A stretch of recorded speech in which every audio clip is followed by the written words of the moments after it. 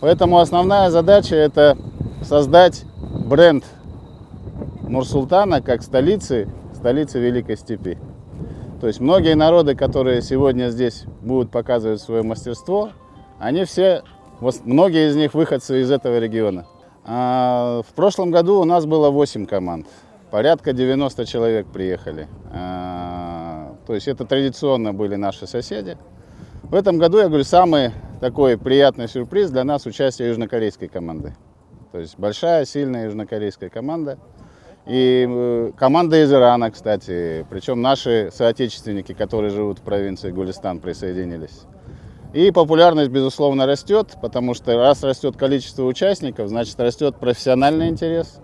Ну и мы рассчитываем, что жители города Астаны и гости столицы тоже с удовольствием посетят это мероприятие, потому что сегодня в мире очень такой тренд развит — это конкуренция городов. Города конкурируют за клиентов, города конкурируют за доходы.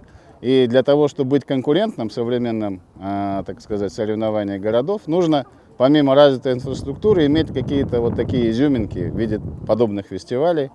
И что очень важно, вот когда проходят эти фестивали, создается уникальная атмосфера. То есть местные жители общаются с гостями, то есть создается такая общность.